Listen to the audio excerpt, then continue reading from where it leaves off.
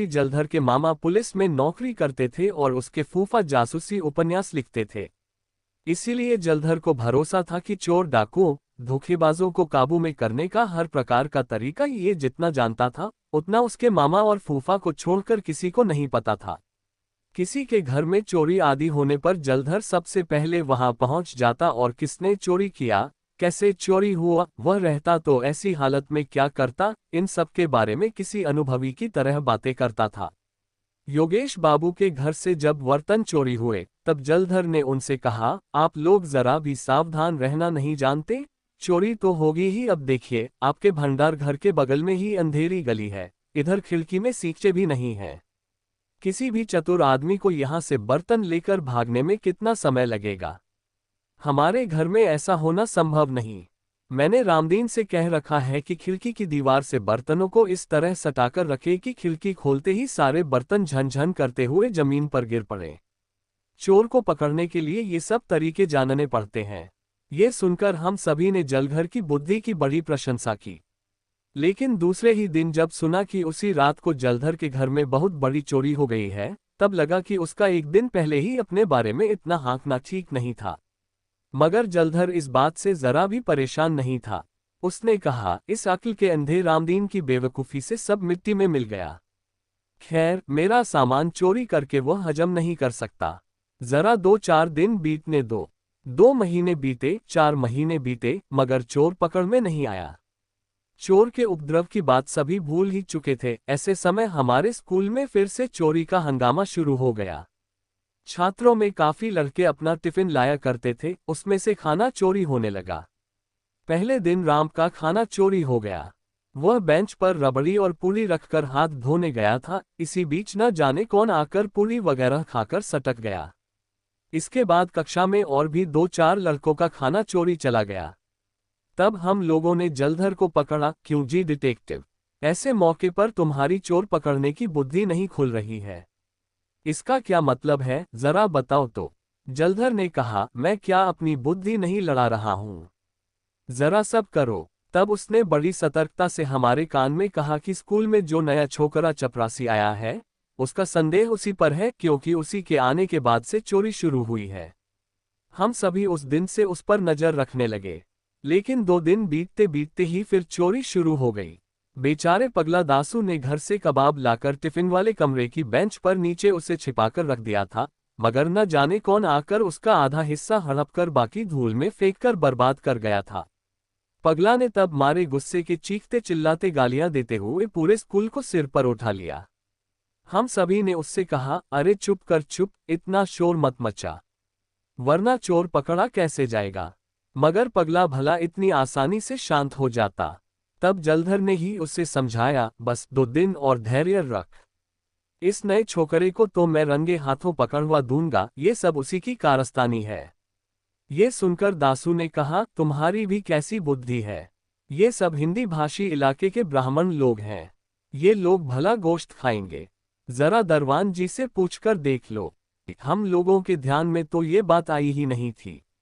छोकरा तो कई दिनों से अपने हाथ से रोटी पकाकर खा रहा था, मगर एक दिन भी उसे मांस मच्छी खाते नहीं देखा।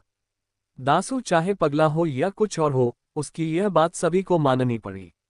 मगर जलधर घबराने वाला लड़का नहीं था। उसने मुस्कुराते हुए कहा, मैंने जानबूझकर तुम सबको गलत कहा था। अरे चोर जब तक पकड़ा नहीं जाता तब तक उसके बारे में कभी कुछ कहना चाहिए। कोई भी पक्का जासूस ऐसा नहीं करता।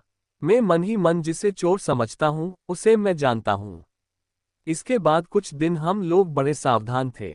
8-10 दिन चोरी बंद रही। तब जलधर ने कहा, तुम लोगों ने हो हल्ला मचाकर सारा काम बिगाड़ दिया। चोर को पता चल गया कि मैं उसके पीछे लगा हूं। अब भला उसे चोरी करने का साहस हो सकता है। यह अच्छा हुआ कि मैंने तुम सबको असली नाम बताया नहीं था। मगर उसी दिन पता चला कि खुद हेडमास्टर साहब के कमरे से उनका टिफिन चोरी हो गया। मैंने कहा, क्यों जी, चोर तो तुम्हारे ही डर से चोरी नहीं कर पा रहा था ना? लगता है उसका डर हिरन हो गया है। इसके बाद 2 दिनों तक जलधर के चेहरे पर हंसी नजर नहीं आई। चोर के बारे में सोचते सोचते उसकी पढ़ाई ऐसी गड़बड़ा गई कि एक दिन वह मार खाते खाते बचा। 2 दिन बाद उसने हम सभी को बुलाकर कहा उसने चोर पकड़ने का बंदोबस्त कर लिया है। टिफिन के समय कमरे में वह एक ढोंगे में पनीर पकौड़ी, पूरी और दमालू रखकर बाहर चला आएगा। इसके बाद कोई भी उधर नहीं जाएगा। स्कूल के बाहर से छिपकर टिफिन वाले कमरे में नजर रखी जा सकती है। हम कुछ लड़के घर जाने का बहाना करके यहीं से छिपकर देखेंगे। कुछ लड़के आंगन के पश्चिमी कोने वाले कमरे में रहेंगे। इसलिए चोर भले ही किधर से आए, टिफिन वाले कमरे में घुसते ही वह पकड़ा जाएगा। उस दिन टिफिन की छुट्टी न होने तक किसी का भी मन पढ़ाई में नहीं लगा। सभी सोच रहे थे कि जल्दी छुट्टी हो और फटाफट चोर पकड़ा जाए। चोर को पकड़ने के बाद उसका क्या किया जाए, इस पर भी बात होने लगी। मगर समय जैसे बीत ही नहीं रहा था। टिफिन की छुट्टी होते ही जलचर अपने खाने का ढोंगा टिफिन वाले कमरे में रखाया। जलधर, मैं और 10-12 लोग आंगन के कोने वाले कमरे में चले गए और कुछ लड़के बाहर जिम्नास्टिक वाले कमरे में छिप गए।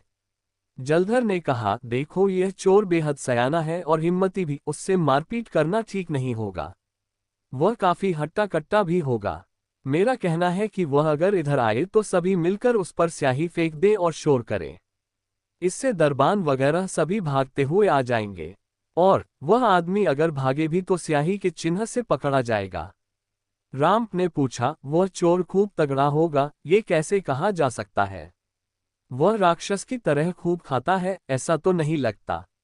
वह जो कुछ भी चुराता है वह थोड़ा सा ही होता है। जलधर बोला, तुम्हारी भी कैसी बुद्धि है, राक्षस की तरह देर सा खाने से ही क्या आदमी तगड़ा हो जाता है?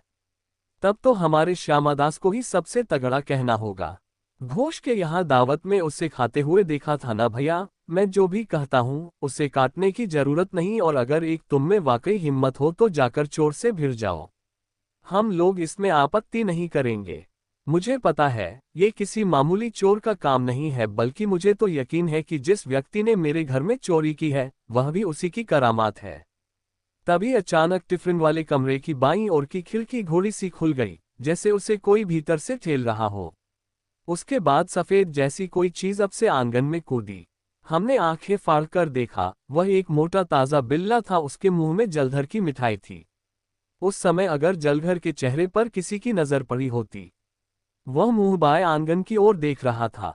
हम लोगों ने उससे पूछा, क्यों भैया डिटेक्टिव, क्या इस मुस्टुंडे चोर ने ही तुम्हारे यहाँ चोरी की थी? कहो तो इसे पकड़कर पुलिस को दे दें।